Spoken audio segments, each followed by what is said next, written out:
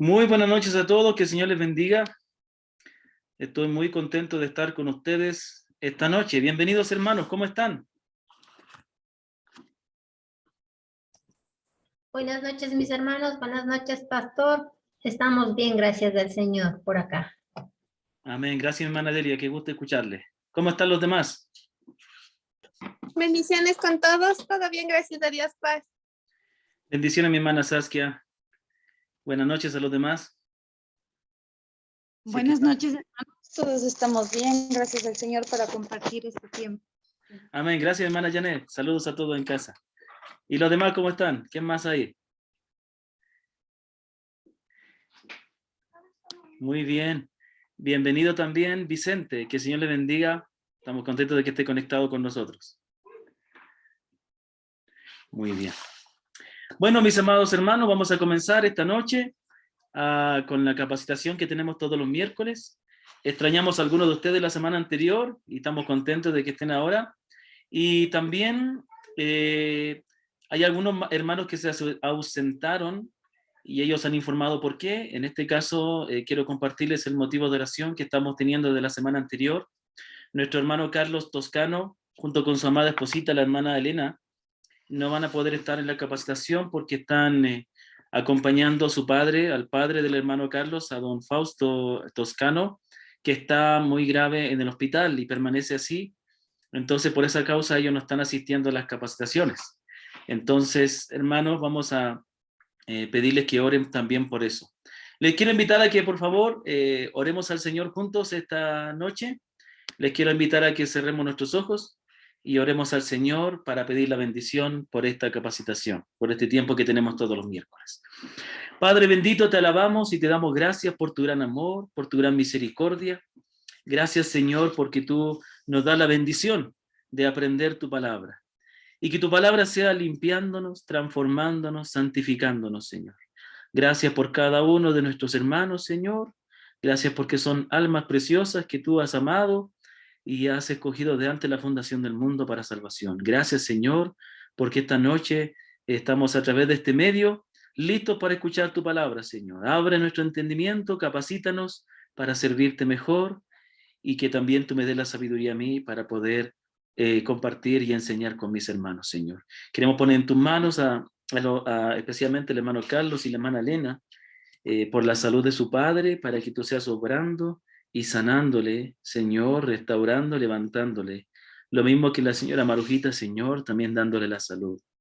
Acompáñala a nuestros hermanos, dale la fe, la tranquilidad. Y también, Señor, rogamos por nuestra querida familia Carrillo, Señor, que ya están pronto emprendiendo el viaje, Señor, de regreso a Venezuela, que también tú seas guardándole y bendiciéndole y proveyendo y guiando todo lo que les falta para su viaje, Señor. Bendice cada uno de mis hermanos y hermanas que están conectados, Señor, que han llegado ahora, a la familia Arroyo, Señor, a don Vicente, a la familia Guaitara, a la familia Lozada, a mi hermana Saskia, a mi hermana Sonia, Señor, y a los demás que se conectarán, que sea un buen tiempo de edificación. Te lo pedimos en el nombre precioso del Señor Jesús. Amén. Amén, hermanos. No nos olvidemos, hermanos, que que esperamos que usted pueda participar de esta reunión en el transcurso de que vamos dando la capacitación, respondiendo las preguntas. Y también si usted tiene una pregunta, por favor, active su micrófono y hágala, ¿ya? Yo no siempre voy a poder ver cuando usted manda alguna notificación, así que si usted quiere hacer una pregunta o acotar algo, solamente active el micrófono y dice, por favor, o empiece a hablar y diga lo que tenga que decir, ¿ya? Muy bien. Entonces, quiero revisar las preguntas que mandé y me gustaría, hermanos, que no se olviden que una de las cosas que yo necesito es que ustedes hagan los deberes que yo les mando. Para poder avanzar, para que este estudio sea provechoso, para que pueda cumplir su propósito de capacitarnos y que podamos recordar todo lo que estamos aprendiendo, es necesario que usted cumpla con los ejercicios, con los deberes que yo le mando. Así que por favor, yo mandé una serie de 6 preguntas que no eran difíciles de responder y espero que usted me pueda enviar sus respuestas. Pero de todas maneras me gustaría ahora brevemente repasar estas preguntas y que usted pueda participar dando su respuesta. Una persona por respuesta, por favor. Muy bien. ¿Cuento con ustedes con esto o no, hermanos? Por favor, quiero ver sus pulgares arriba. Ahí estoy echándole un ojo, muy bien. Entonces, mis hermanos, muy bien. Entonces, amén, amén. Mi hermana Sonia, pregunto, ¿usted se había conectado antes de la capacitación o es primera vez que se conecta? Active su micrófono para poder escucharle, mi hermana. Ya es la segunda vez, pastor. Ah, ya, muy bien. Entonces no le doy la bienvenida. Igual bienvenida, hermano. Muy bien. Vamos con la primera pregunta, hermanos. Espero escuchar su respuesta a la primera pregunta. Es, ¿qué nombres se les dan a los 5 primeros libros de la Biblia? ¿Qué nombres se les dan? Pentateuco. Torah, Muy bien. Muy la bien. ley de Moisés. Muy bien. Ujú. ¿Sí? Creo que hemos dado todas las definiciones. Pentateuco, Así que es. significa 5 libros, la ley de Moisés o la Torá, que es la ley. Muy bien. Vamos con la segunda pregunta. ¿Por qué? Y esto es una pregunta que puede variar la respuesta, pero yo creo que si hemos entendido, vamos a decir todas las respuestas correctas. La segunda pregunta es, ¿por qué el libro de Génesis es tan importante? ¿Por qué el libro de Génesis es tan importante? Yo contesté así, pastor. Dice, nos da un resumen de la obra de Dios en la creación. Establece un pacto con Abraham.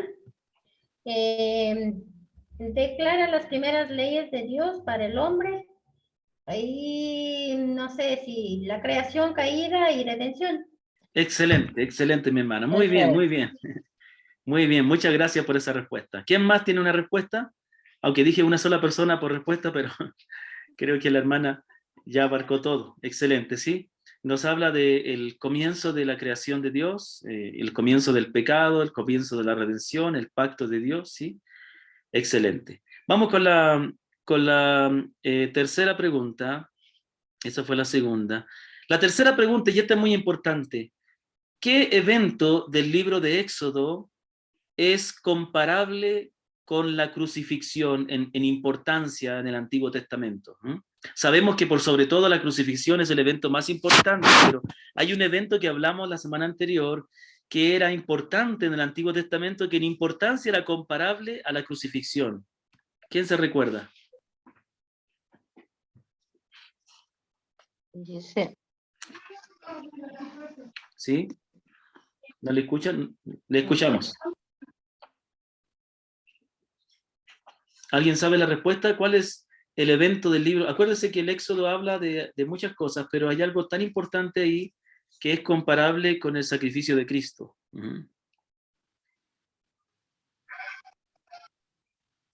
está también bien que se diga, pero ¿Ah? Está más difícil esta pregunta, ¿no? Bueno, el evento del Éxodo es sí, cuando el Señor rescata a su pueblo, cuando envía la última plaga y finalmente rescata a su pueblo, cuando los libera de Egipto, a través de lo que él hace, por el hecho de liberarlo de Egipto, es que él les adopta como su pueblo. Y acordémonos que está muy relacionado con la última plaga, que fue la muerte de los primogénitos, donde ellos tuvieron que sacrificar un cordero macho de 1 año, y ese cordero representaba lo que iba a ser Cristo. Entonces, en cierta manera, a ellos los redimió gracias al sacrificio de ese Cordero de la Pascua, que también conectaba con el sacrificio del Señor Jesucristo. Entonces, ese evento es muy importante porque a través de la liberación que Dios hace por el pueblo de Israel, Él otra vez confirma el pacto que había hecho Abraham y de alguna manera formalmente les adopta como su pueblo.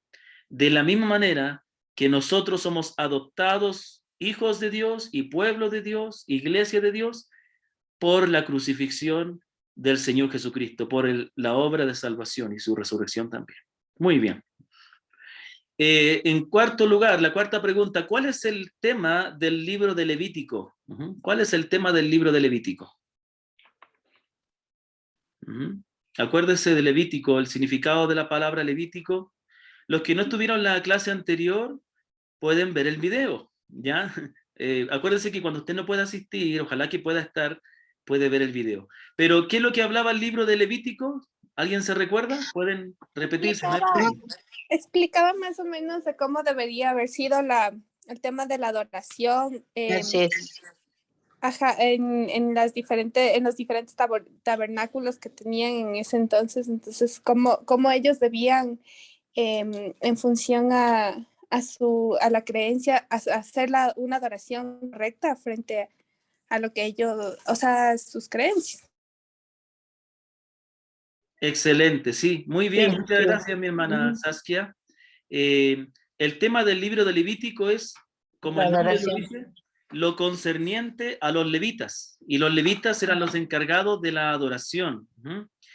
Ojo que hay algo interesante que no sé si les comenté la semana anterior.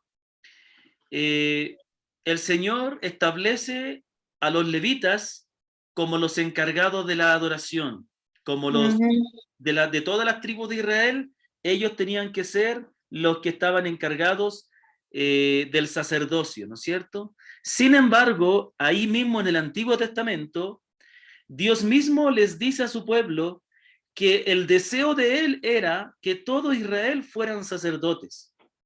Pero por causa de la dureza de ellos, es que Dios establece solamente a los levitas como sacerdotes. Pero esto no significa en ninguna manera que Dios no haya cumplido su propósito, porque Dios hace todo conforme al conocimiento previo que Él tiene de las cosas.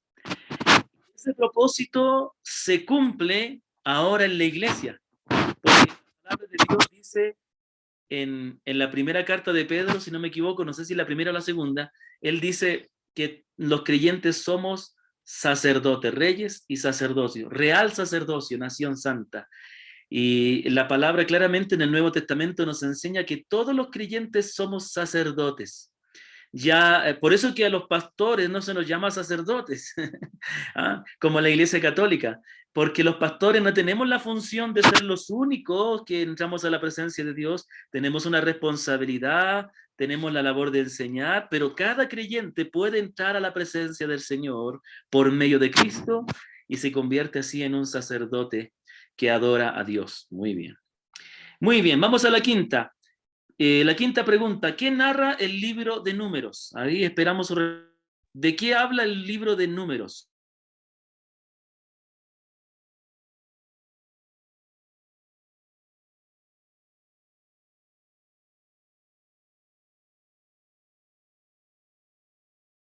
Vamos, hermanos.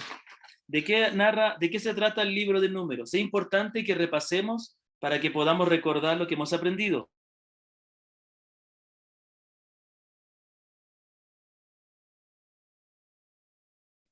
Activen su micrófono si tienen la respuesta, no se olviden.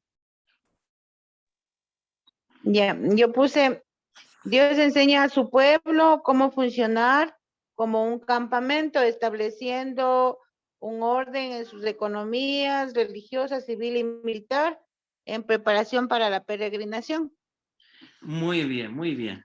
Sí, mi hermana. Muestra el peregrinaje del pueblo de Israel rumbo a la tierra prometida.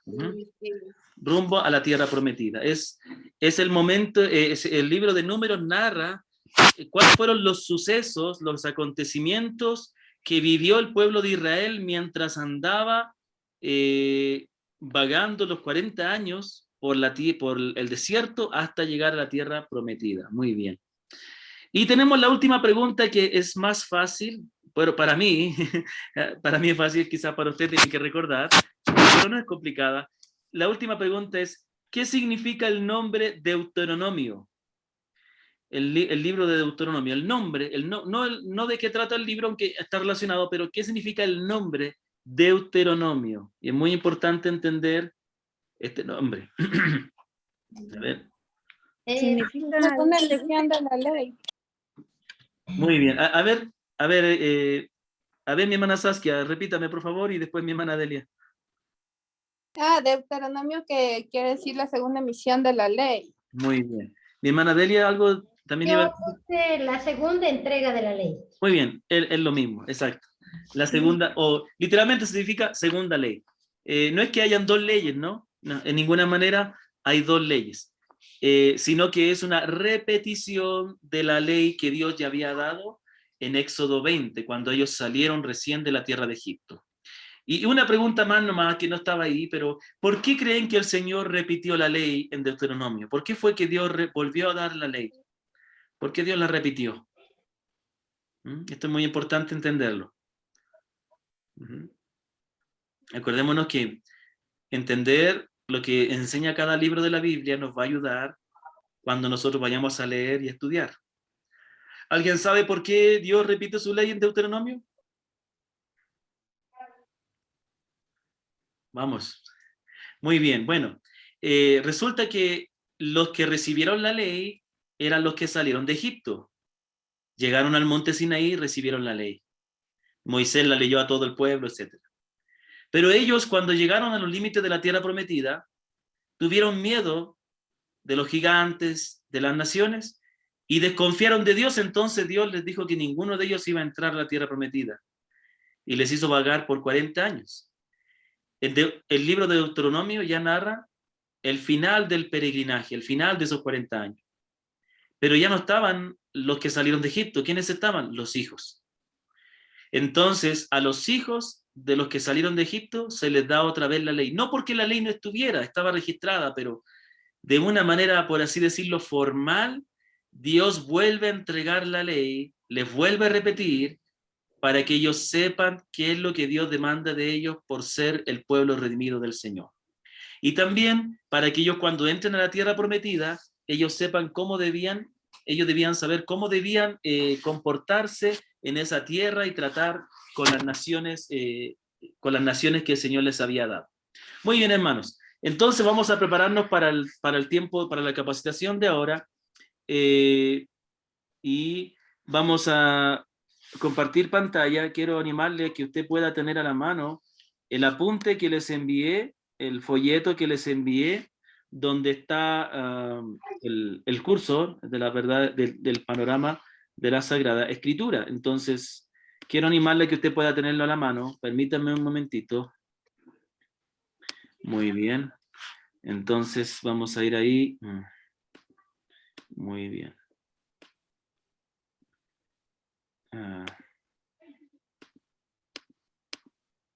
Ok. Muy bien.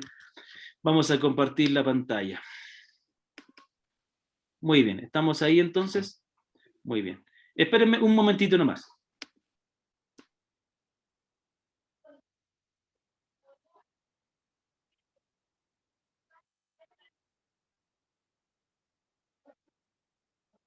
Están haciendo ejercicios. No.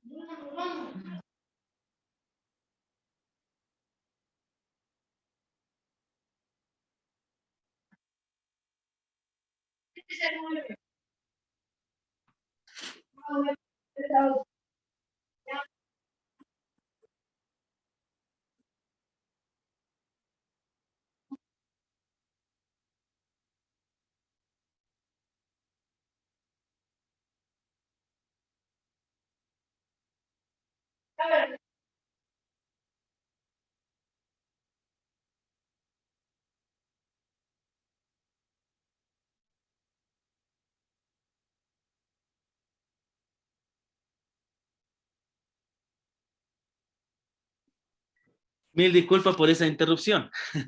Muy bien. Entonces, hoy vamos a avanzar a los libros históricos. Por favor, no se olvide el lápiz a la mano y el folleto que les envié para que puedan ustedes seguir la lectura. No se olvide que mientras usted está escuchando, debe silenciar su micrófono. Y si no, yo se lo voy a silenciar con toda amabilidad. Muy bien. Entonces, bienvenido también a mi hermana Maribel, que se ha conectado con nosotros. Una alegría de que haya podido conectarse. Bienvenida a la reunión. Muy bien. Entonces, no se olvide activar su micrófono para dar la respuesta a las preguntas o para preguntar o acotar algo. Y cuando no esté hablando, por favor, desactívelo porque escuchamos todo lo que usted dice ahí. Ok, muy bien. Entonces, vamos a ver los libros históricos. Los libros históricos. Muy bien. En primer lugar, como vimos, la Biblia en el Antiguo Testamento se divide en varias secciones. La Torá o el Pentateuco, que son los 5 primeros libros de la Biblia. Después vienen los libros históricos, después vienen los libros poéticos y después vienen los libros proféticos, ¿ya? Es bueno entender estos tipos de literatura que tiene el Antiguo Testamento para que nosotros podamos, primeramente, saber cómo leer cada texto, y segundo, para valorar la riqueza de la Escritura. La palabra de Dios, hombres muy letrados, escritores famosos han elogiado la belleza de la Escritura, que no es un libro monótono ni tedioso, como algunos quizás piensan, sino que es un libro muy variado, que tiene narrativa, tiene discurso y tiene poesía. Entonces, llegamos a los libros históricos. Los libros históricos comprenden los libros que van desde Josué hasta Esther. Usted puede ver ahí en su Biblia, puede abrir, nos quedamos la semana anterior en Deuteronomio, y entonces con la Biblia en su mano usted puede ver que después de Deuteronomio viene el libro de Josué. Del libro de Josué hasta el libro de Esther son 12 libros. 12 libros. Entonces tenemos 12 libros que hablan de historia. Esto no quiere decir que no haya historia en los otros textos de la Biblia. Por ejemplo, el libro de Job narra la historia de un hombre que fue probado por Dios. Es una historia, es un hombre que creemos que existió. Algunos dicen que a lo mejor era como una parábola, pero es una historia, pero está escrita en forma de poesía, por eso está clasificada en los libros de poesía. También en el libro de Génesis, de Éxodo, Levítico, Número, Deuteronomio, también los 5 primeros libros, el Pentateuco, la Torá, también habla de historia, también habla de la historia del pueblo de Israel cuando salió de Egipto, pero está catalogado como el libro de la ley, porque así en la Biblia se le llamaban a estos primeros 5 libros, la ley, la Torá. Entonces, estos otros libros hablan netamente de historia, y van desde el libro de Josué hasta el libro de Esther, no se olvide. Ahora, estos libros también eran llamados como los profetas anteriores, por los judíos, ellos les llamaban los profetas anteriores. El término profecía no necesariamente la profecía quiere decir algo que va a suceder. Nosotros siempre decimos no. Por ejemplo, se escucha en YouTube las profecías de Nostradamus, ¿no? Ese famoso escritor que escribió muchas profecías de cosas que sucedieron después, aparentemente, ¿no? Y cuando nosotros a veces también pensamos en profecía, siempre pensamos en alguien que anuncia algo que va a venir. No necesariamente. Refiriéndonos a la profecía de la Biblia, que es la verdadera profecía, no a otro tipo de profecía, la profecía es el mensaje de Dios para su pueblo. Es lo que Dios quiere que conozcamos. Entonces, en cierta manera, toda la Biblia es profecía. También, cuando el pastor expone la palabra de Dios a la iglesia, está actuando como profeta, porque está hablando el mensaje de Dios para su pueblo. Entonces estos libros también eran considerados como profecía, porque aunque hablan de historia, era la historia que Dios dejó para que su pueblo conociese. Sin embargo, nosotros, para un entendimiento más claro, tradicionalmente la Iglesia cristiana los ha catalogado como libros históricos.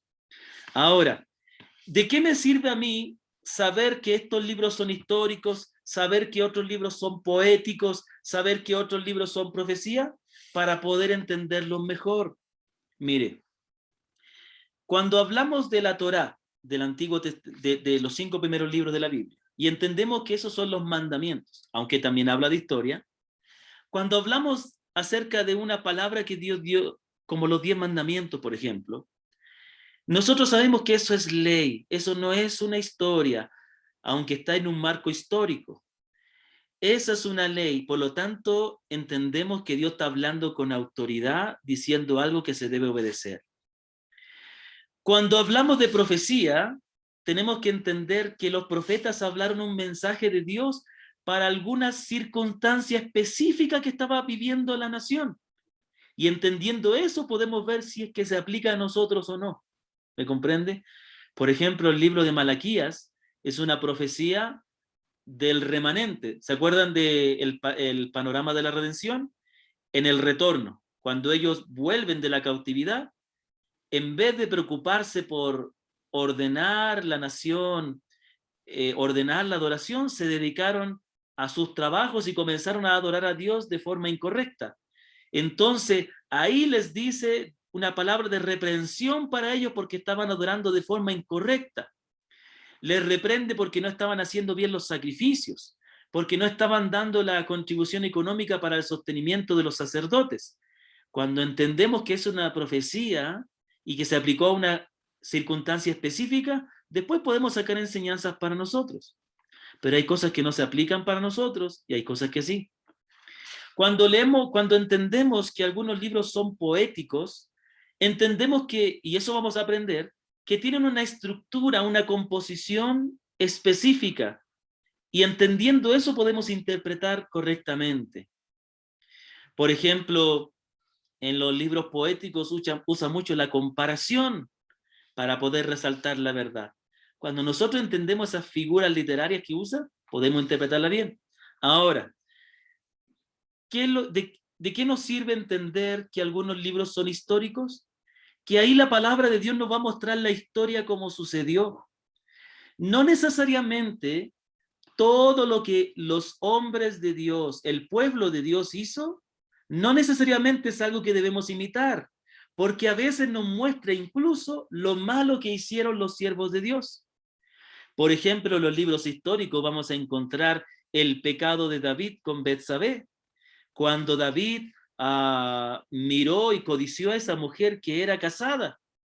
Entonces la historia nos está mostrando eso, no para que nosotros lo imitemos, no porque es un mandamiento de Dios, sino nos está mostrando la realidad de la debilidad del hombre, en este caso del rey David, y que nosotros aprendamos cuáles fueron los errores que él cometió para llegar a ese pecado, para que nosotros seamos advertidos.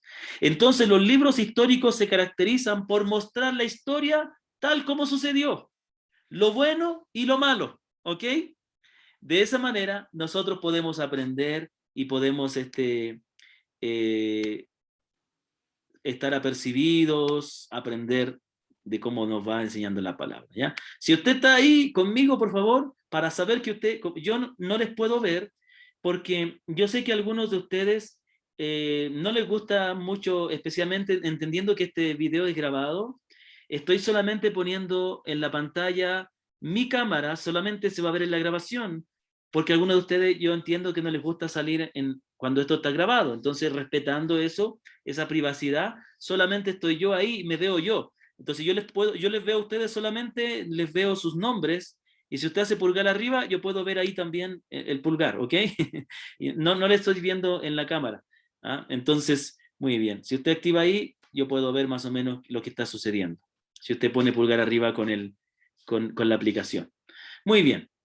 Entonces, entendemos que la historia es muy importante porque nos va a mostrar la realidad de cómo sucedieron los hechos, tanto lo bueno y lo malo, para aprender lo bueno que hicieron y para aprender a no hacer lo malo que hicieron. Pero aquí hay algo importante también con relación a los libros históricos. Es importante porque nos muestra la obra de Dios en su pueblo. Los libros históricos no es solamente una historia de los hechos del pueblo de Dios, sino del obrar de Dios con su pueblo. Muy bien. En cuanto entendemos que los libros históricos abarcan desde Josué hasta Esther, pero ¿qué acontecimientos abarcan? Abarcan desde la muerte de Moisés, cuando Moisés muere y deja encargado a Josué del pueblo de Dios. Entonces, digamos que los eventos que narran los libros históricos parten desde la muerte de Moisés y el sucesor de Moisés, que es Josué, cómo Josué guía al pueblo a conquistar la tierra prometida. Preste mucha atención porque le voy a dar un resumen de todos los libros históricos, ¿ya? La muerte de Moisés, la sucesión de Moisés por parte de Josué, cómo Josué guía al pueblo a conquistar la tierra prometida, cómo ellos, una vez que conquistan la tierra prometida, se la reparten en las 12 tribus, cómo después viene un tiempo donde no había orden en el pueblo de Israel, donde cada uno hacía lo que bien le parecía, que es el tiempo de los jueces. Después vemos cómo Dios, cómo se establece la monarquía, cómo el pueblo de Israel pide un rey que les gobierne, algo que de paso le molesta a Dios, porque Dios quería ser el que les guiara. Después vemos los diferentes reyes que hubieron al comienzo, y después vemos la división de esos reyes, de ese reino, el reino del norte, el reino del sur. Vemos una descripción de cada uno de los reyes que gobernaron en esa época, tanto del reino del norte y del sur. Nos muestra cómo algunos reyes hicieron lo bueno, otros reyes hicieron lo malo, y finalmente vemos que también en esa época se nos muestra la invasión de los babilonios y de los asirios, y tenemos el tiempo de la cautividad. Después tenemos cuando Dios obra en el corazón de algunos reyes, y Dios trae un remanente, el retorno, ¿no? Un remanente que vuelve, varios remanentes que vuelven con Nehemías, Zorobabel, Esdras, para reconstruir el templo. Entonces, hasta el tiempo de Nehemías. Entonces va desde la muerte de Moisés hasta el tiempo de Nehemías. Desde la muerte de Moisés, la conquista, el establecimiento del reino, el reino dividido, la cautividad y el retorno. Desde ese periodo hablan casi toda la historia del pueblo de Israel desde la muerte de Moisés. ¿Ok? Entonces, en esa sección, que si usted abre su Biblia, comienza con el libro de Josué y termina con el libro de Esther. El libro de Esther es un poco impreciso saber dónde se encuentra, pero es un libro que narra la intervención de una reina en favor de su pueblo. Entonces vemos ahí, yo puedo tener mi Biblia aquí, miren, pueden ver, ahí tenemos acá en esta primera parte, aquí tenemos los primeros 5 libros de la Biblia, y aquí tenemos los libros históricos, y después de eso tenemos ya el libro de Job, y comienzan los libros poéticos. Entonces este que tiene usted en su Biblia física, ahí, esta pequeña sección es toda la historia de Israel, desde la muerte de Moisés hasta el tiempo de Nehemías. ¿Qué viene después de esta historia? Vienen los 400 años de silencio, y después viene el Mesías. Es por eso que la sección que sigue, los libros poéticos y los profetas, esos están aquí entre medio. Esos libros se escribieron aquí entre medio de la historia del pueblo de Israel. No sé si me doy a entender, hermanos. ¿Puedo ver sus pulgares arriba si me están captando esta parte? Si no, por favor, para explicar otra vez. ¿Sí? Muy bien. ¿Los demás? ¿Los demás? Muy bien. Ya. ¿Los demás qué piensan? ¿Quieren que vuelva a explicar otra vez esta parte? Mire, le voy a explicar rapidito. Aquí tenemos en la Biblia, voy a dejar de compartir pantalla por un momento para poder verme yo mejor. Muy bien. Aquí tenemos la Biblia, ¿no? Esta sección de aquí es la sección que viene después del libro de Deuteronomio y termina hasta antes del libro de Job. Aquí está narrada toda la historia del Antiguo Testamento desde la muerte de Moisés. Toda la historia. Entonces, incluso cuando termina esta parte, después ya viene el Nuevo Testamento. Entonces, después de esto, en orden de los libros, vienen los libros poéticos y después los libros proféticos. Pero no necesariamente es un orden cronológico. Los libros poéticos y los profetas vivieron aquí, en este periodo, en esta sección aquí. Ok, muy bien. Yo creo que si no me expliqué bien, porque no es por asunto de que no es muy fácil para mí explicar esto, podemos después contestar preguntas que ustedes tengan y pueden enviar. Muy bien. Ahora, aquí dice algo interesante en nuestro folleto. Dice: es asombroso que la historia de una nación tan pequeña se haya preservado tan completamente. Y aquí hay algo interesante, hermanos. La historia del pueblo de Israel está aquí en estos 12 libros, y más todos los demás libros que hay del Antiguo Testamento, que también están relacionados. Es interesante cómo este pueblo, tan pequeño que a comparación con otros, pero es uno de los pueblos que, digamos, que tiene registrado de manera exacta la historia, y estamos hablando de miles de años atrás, hermano, de miles de años atrás. Por ejemplo, aproximadamente cuando el pueblo de Israel, cuando va a conquistar la tierra prometida y destruyen los muros de Jericó, aproximadamente esos son 7.000 años antes, o sea, hace 7.000 años atrás. Imagínense la exactitud y la confiabilidad y la autoridad de la palabra, que es una excepción hablando de la historia de otras civilizaciones que tienen algunos escritos por ahí, algunos libros, pero aquí tenemos 12 libros, sin contar los demás del Antiguo Testamento, pero tenemos 12 libros que narran de una manera exacta toda la historia de la Biblia, del pueblo de Israel, que sucedió hace 8.000, 9.000 años atrás. Y de una manera detallada, y se ha preservado hasta el día de hoy, porque Dios en su infinita providencia guió al pueblo a escribir las palabras de Dios. Y aquí algo interesante, dice, los judíos eran extremadamente aplicados y cuidadosos para trazar y preservar las genealogías que con frecuencia ligaban con Abraham. Si usted se da cuenta, en los libros va a encontrar algunas genealogías, algunos nombres, listas de nombres, y hermano, eso puede ser tedioso. Nombra varias personas y nombra lugares, pero ¿sabe qué? Eso es importante porque nos enseña la exactitud de la palabra. Una cosa, por ejemplo, es decir que la historia nos diga, ¿no?, que en 1492 Cristóbal Colón descubrió América.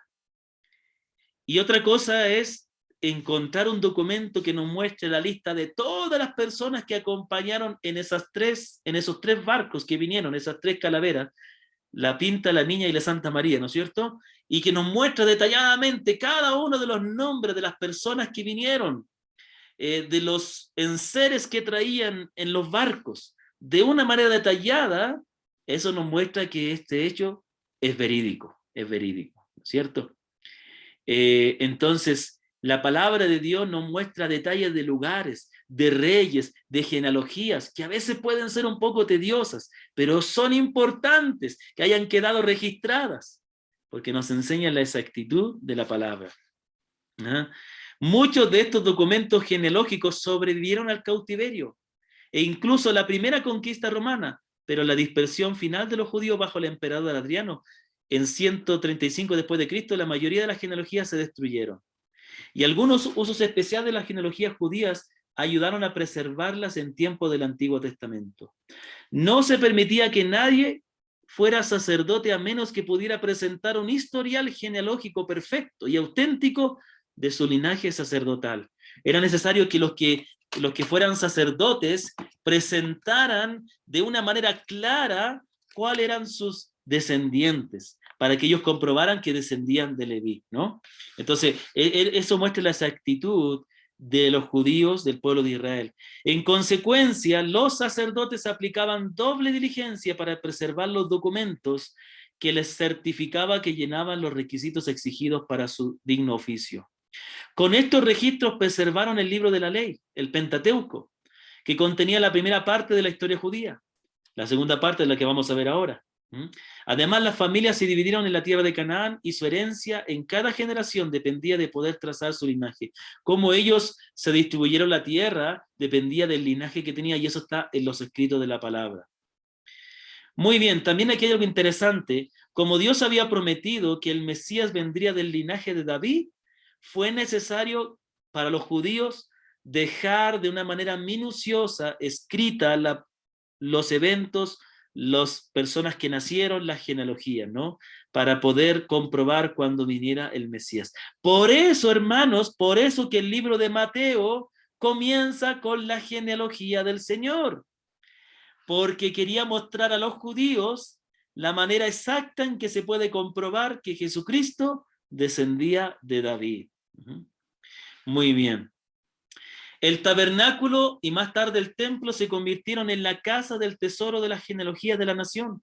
En el tabernáculo y después de eso en el templo se preservaban los escritos sagrados en los cuales estaba registrado todas las genealogías y toda esta historia del pueblo de Israel. Los escribas que investigaban y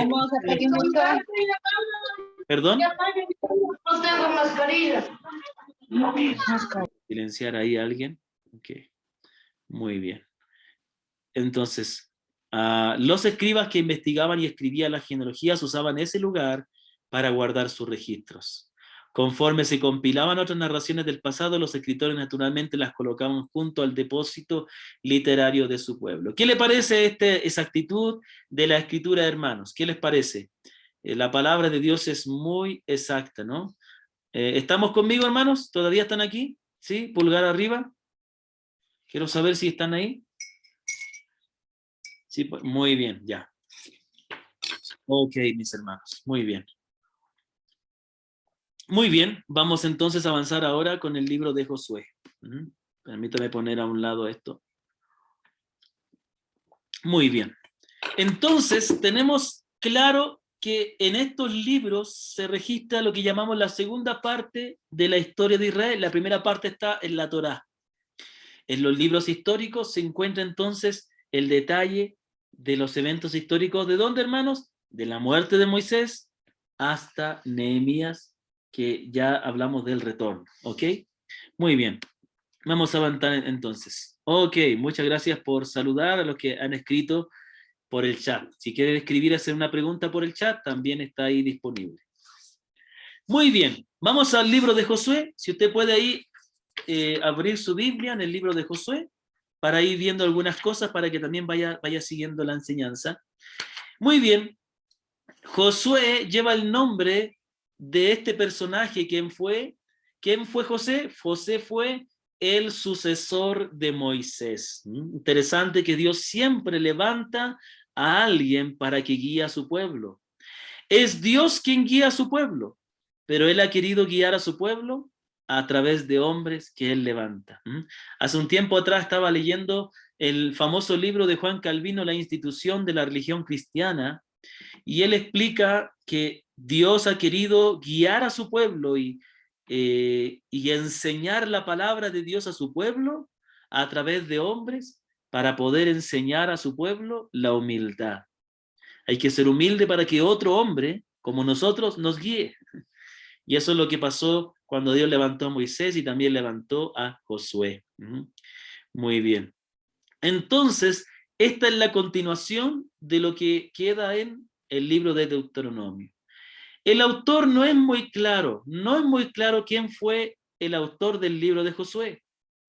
Muchos piensan que el mismo Josué fue el que escribió este libro y que alguien añadió después al libro la muerte de Josué, porque el libro de Josué narra el momento en que Dios le encarga a Josué que continúe el trabajo que había comenzado Moisés, le encarga la dirección del pueblo de Israel para que conquiste la tierra prometida, pero también se narra la muerte de Moisés. Entonces muchos piensan que Josué escribió este libro, pero lo terminó otra persona, por algo está añadido ahí en la muerte de Josué.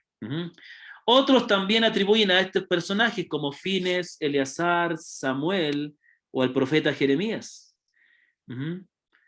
Y hay muchas personas a las cuales se les atribuye, pero no es muy seguro. Muy bien. Lo más probable es que a lo mejor fue el mismo Josué y alguien que añadió. Realmente el conocer la autoría o el conocer quién fue el autor de este libro no está muy claro, por lo tanto es un conocimiento que no ha querido Dios revelarnos de una manera clara. Pero igual vemos en este libro las evidencias de que es un libro inspirado por Dios. Vamos a hablar acerca del contenido. Este libro, como dice aquí el apunte, recarga la singularidad y santidad de Israel, lo cual daba al pueblo de Dios el derecho de conquistar a Canaán. Para el tiempo de Josué, las actividades religiosas cananeas habían degenerado en licenciosas y brutales, como lo vemos en las tablillas ugaríticas y las reliquias desenterradas en Bet-Seán y Megiddo. Son documentos que se encontraron y que mostraban las prácticas religiosas inmorales de esos pueblos. Los inmorales adeptos de las deidades cananeas practicaban los ritos más desmoralizantes del antiguo Cercano Oriente. Acordémonos que esta parte de aquí, del resumen de los libros, yo lo tomé de una enciclopedia bíblica, no es algo que yo elaboré. Entonces estoy usando este material como guía para lo que yo le estoy explicando a ustedes. Ahora, aquí vemos, ¿a qué se refiere esto? Aquí se ve la diferencia en este libro, que a pesar de que el pueblo de Israel cometió muchos pecados, a pesar de que eran duros para entender y que a veces iban a la idolatría y a veces murmuraban y Dios los castigaba, era un pueblo que estaba siendo santificado por Dios. El hecho que Dios le haya dado su ley, ellos comenzaron a adorar de manera diferente a Dios y a dejar las prácticas paganas que habían adquirido en Egipto. Y aquí algo interesante, hermanos. El tiempo, ¿se acuerdan que yo les dije que el pueblo de Israel podía haber llegado antes a la tierra prometida, pero por causa de la incredulidad tuvieron que vagar 40 años? Esos 40 años que estuvieron en el desierto fue bueno, porque ellos estuvieron un poco aislados y fueron en ese tiempo preservados de la idolatría, y en ese tiempo se probó la fe de ellos. En el desierto ellos murmuraron y Dios los castigó, en el desierto ellos se quejaron de Dios y Dios los castigó y les dio una oportunidad otra vez y una y otra vez. En el desierto ellos vieron cómo Dios les proveyó el alimento cuando pasaban. En el desierto ellos se cansaron del alimento que Dios les daba, pero aprendieron a valorarlo.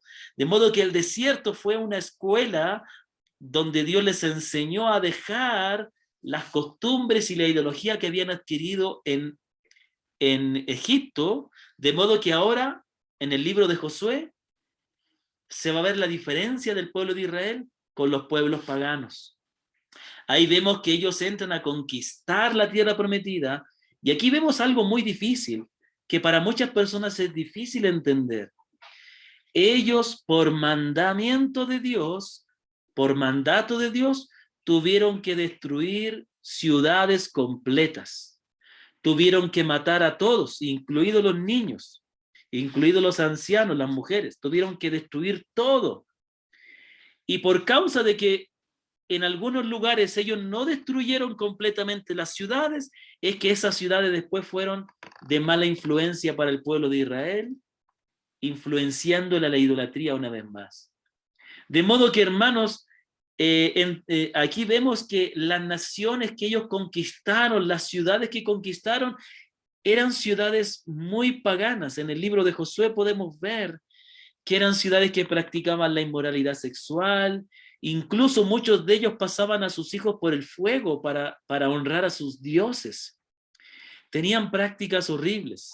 Entonces, de alguna manera, vemos en el libro de Josué cómo la conquista del pueblo de Israel por la tierra de Canaán fue un juicio también que Dios envió a esas naciones, a esas ciudades paganas. Ok, hermanos, entonces muy importante el libro de Josué, porque nos va a mostrar la diferencia del pueblo de Israel con las naciones paganas. Cuando ellas las conquistaron, ellos vieron cómo eran esas naciones, vieron el pecado de ellos y vieron la mano de Dios ayudándoles. También en el libro de Josué podemos ver a Dios guiando a su pueblo, peleando en favor de su pueblo. Ahora, aquí hay algo muy interesante que no está en el apunte que yo les envié, no está en este apunte, y es cómo se revela Cristo en el libro de Josué. En el libro de Josué podemos ver a Cristo de varias maneras. Primeramente, Josué, aunque él fue un personaje histórico, él es un tipo de Cristo, es decir, que él mismo, de alguna manera, es una figura de lo que iba a ser Cristo. Josué en todo momento es llenado de poder y de sabiduría, y el pueblo se somete, a veces de mala gana, a veces murmurando, pero Dios les enseña a someterse a Josué y ser guiados por él para conquistar la tierra prometida. Entonces, de alguna manera, Josué es un tipo de Cristo, porque Cristo va delante de nosotros guiándonos, va delante de nosotros peleando con nuestros enemigos, y nosotros podemos seguir a Cristo confiadamente, que Él no nos va a dejar. También hay un guerrero que se les aparece, un guerrero del pueblo de Dios, que es el mismo Cristo que creemos que se preencarnó, o que se mostró en el Antiguo Testamento una cristofanía, y vemos claramente que el Señor está ahí peleando con su pueblo, o peleando a favor de su pueblo, mejor dicho, ¿no? Ahora, yo quiero resaltar un pasaje muy bonito en el libro de Josué, y esto les comparto de lo que yo conozco del libro de Josué, una parte de todas las cosas maravillosas que aparecen en el libro de Josué. Quiero compartirles lo que dicen aquí, el capítulo 1. El capítulo 1. Yo estoy usando una versión diferente, que es la Nueva Biblia de las Américas, que es basada en la Biblia de las Américas, que fue una traducción muy, muy buena y muy conservadora, y esta es una revisión, y es interesante conocer la diferencia. Es muy parecida a la Reina Valera, pero en un español más latino, ¿no? Entonces, aquí hay algo interesante que aparece en el capítulo 1 del libro de Josué. Y esto quiero recalcar, que es un texto que yo conozco desde que era niño y que ha sido de mucha guía para mi vida. Dice aquí, en el versículo 6, dice: sé fuerte y valiente, porque tú darás a este pueblo posesión de la tierra, que juré a sus padres que les daría. Aquí el Señor le está hablando a Josué y le está dando ánimo, le está enseñando, porque él tenía una responsabilidad muy grande. Solamente sé fuerte y muy valiente. Cuídate de cumplir toda la ley que Moisés, mi siervo, te mandó. No te desvían a la derecha ni a la izquierda, para que tengas éxito en donde quiera que vayas. Aquí el gran consejo que se le da a Josué: él tenía que pelear contra naciones enteras, contra ciudades enteras, tenía que guiar al pueblo de Dios a pelear. El pueblo de Dios estaba compuesto por pastores de ovejas. No eran muy versados en la lucha, en la guerra, pero Dios estuvo con ellos.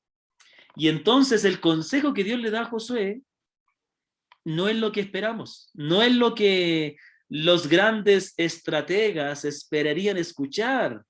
Quizás esperarían alguna táctica para conquistar a sus enemigos. Quizás el consejo que esperarían que recibiera Josué sería sabiduría para la logística, para poder organizar todo el pueblo, o quizás algunas habilidades en las artes de las guerras, pero el consejo es que él se esfuerce y sea valiente para obedecer la palabra de Dios. Después se repite este consejo, este mandamiento en el versículo 8, y este es un texto que yo me sé desde que era niño.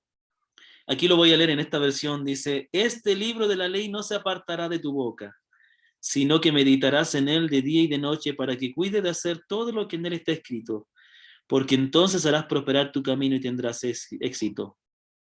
Yo te lo he ordenado, yo, sé fuerte y valiente, no temas ni te acobardes, porque el Señor tu Dios estará contigo donde quiera que vayas. Yo me acuerdo que este texto yo me lo aprendí en la versión Reina Valera, que dice así: nunca se apartará de tu boca este libro de la ley, sino que de día y de noche meditarás en él, para que guardes y hagas conforme a todo lo que en él está escrito, porque entonces harás prosperar tu camino y todo te saldrá bien. Me acuerdo que cantábamos una canción en la iglesia acerca de este texto, y eso me ayudó a mí a memorizarlo, y siempre tuve en cuenta que la palabra, Josué nunca debía apartarse de la palabra. Es interesante, ¿no?, que siendo él un estadista prácticamente, porque él fue el que guió a toda la nación de Israel, el gran consejo es que nunca se aparte de su boca la palabra de Dios. Y eso es lo que nosotros necesitamos. Necesitamos nosotros como discípulos de Cristo, que en todas las responsabilidades que Dios nos dé, sea en el hogar, sea en el trabajo, en el servicio a Dios, la sabiduría que necesitamos, lo que necesitamos es la palabra de Dios. El día de ayer compartía con los hermanos queridos de Benítez acerca de la suficiencia de la palabra y de que ella es lo que necesitamos para capacitarnos para vivir para Dios y para servirle. Como dice 2 Timoteo 3:16, toda la escritura es útil para enseñar, para redarguir, para corregir, para instruir en justicia, a fin de que el hombre de Dios sea perfecto, enteramente preparado para toda buena obra. Y este es el mismo consejo que se le da a Josué, que nunca se aparte de la palabra. Y esto, siendo él el líder, debía marcar y ser una guía para todo el pueblo de Israel. Dios les estaba dando una gran tarea. Dios les estaba dando una gran bendición, una tierra nueva, una tierra donde fluía leche y miel, un nuevo comienzo, una nueva vida en esa tierra. Ya no ser esclavos de Egipto, ser ellos mismos los dueños de su tierra, pero el consejo era que no se aparten del Señor. No les aconseja que tuvieran miedo de los enemigos, no les aconseja que se desarrollaran en las artes de la lucha y de la pelea, lo cual ciertamente también es necesario. El gran consejo que les da es que nunca se aparten de la palabra. En todo el libro de Josué vemos que Dios iba a estar con ellos, que Dios estuvo con ellos, que Dios peleó por ellos y que Dios finalmente cumplió la promesa de darle la tierra prometida. Lo único que quería Dios lo único que les pidió es que nunca se aparten de la palabra. Lo mismo nos dice a nosotros las Escrituras y por eso estamos también aprendiendo los días miércoles. Hemos entonces hoy día comenzado con lo que son los libros históricos. Acuérdese la importancia de los libros históricos que nos muestran la historia del pueblo de Israel tal como ocurrió, con lo bueno y lo malo, para que nosotros podamos aprender de lo bueno y aprender también a no hacerlo ni cometer los errores que ellos cometieron. El libro de Josué es importante porque nos muestra la diferencia del pueblo de Israel con los pueblos paganos que Dios les guió a conquistar. ¿Ah? Y nos muestra principalmente esta gran verdad, tome nota, de cómo Dios pelea por su pueblo, cómo Dios va con ellos. Y el gran consejo que nos da el libro de Josué es que nunca se debe apartar la palabra de Dios. Eso es lo primero, después viene todo lo demás.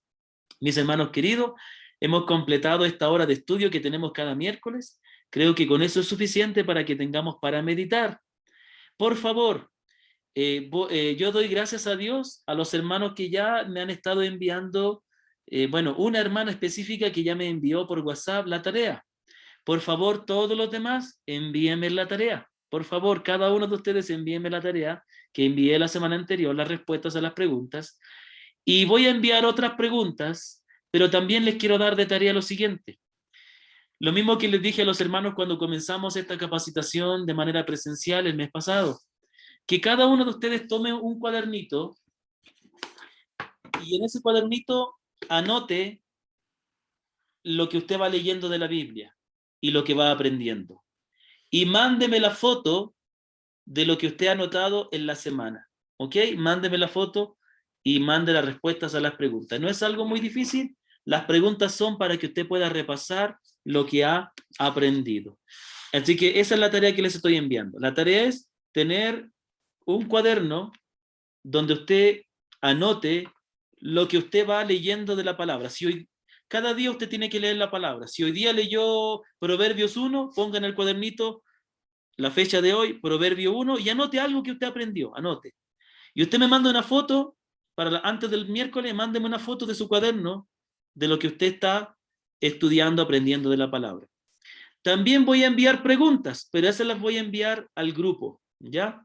Eso es todo, hermanos. Vamos a orar. Antes de orar para terminar, no sé si tienen alguna pregunta que quisieran hacer. ¿Alguien tiene alguna pregunta? ¿Alguien quisiera compartir algo? ¿Necesita alguien hacer alguna pregunta? ¿Todo bien? Muy bien. ¿Sí? Entonces, si no hay preguntas, si no hay nada que acotar, vamos a terminar con oración. Inclinemos nuestro rostro y iremos al Señor. Padre bendito, te damos gracias por tu gran amor, por tu gran misericordia. Gracias porque hoy hemos aprendido verdades preciosas que te pedimos que nos ayudes a recordar y a grabar en nuestro corazón. Gracias porque en la Biblia tenemos el registro de la historia que nos muestra cómo tú obras con todo tu poder en la historia de la humanidad. tú también estás obrando ahora.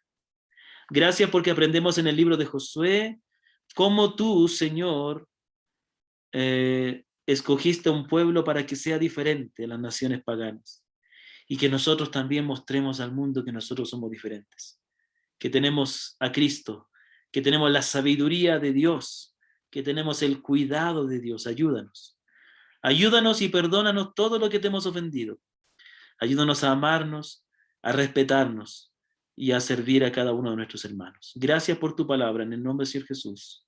Amén. Amén, hermanos.